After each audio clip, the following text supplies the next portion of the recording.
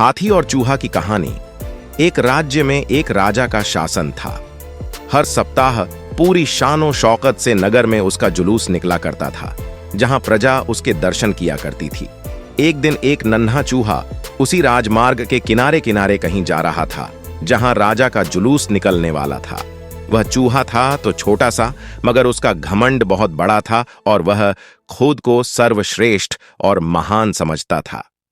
कुछ देर बाद राजमार्ग से राजा का भव्य जुलूस निकला, जिसे देखने लोगों की भीड़ लगने लगी।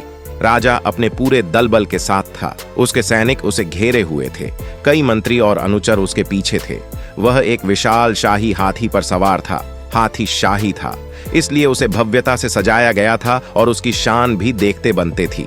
जुलूस में हाथी के साथ एक शाही बिल्ली और एक कुत्ता भी थे। राजा का जुलूस देखने को उमड़ी भीड़ राजा के साथ साथ उसके शाही हाथी की भी प्रशंसा कर रहे थी।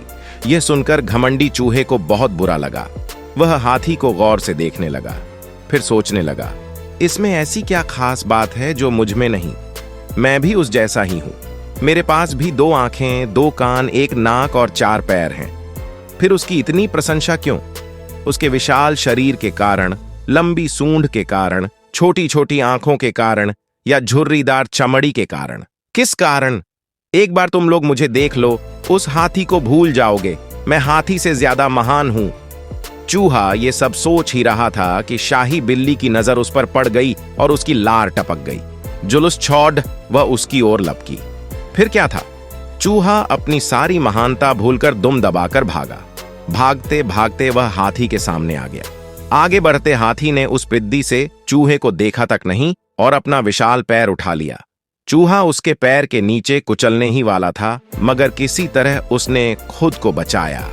वहां से बचा तो खतरनाक कुत्ता सामने था, जो उसे देखकर गुर्राया। चूहा पूरी जान लगाकर वहां से भागा और राजमार्ग के किनारे स्थित एक छेद में घुस गया। उसका सारा घमंड उतर चुका था। उसे समझ आ चुका था कि वह इतना भी श्रेष्ठ और महान नहीं।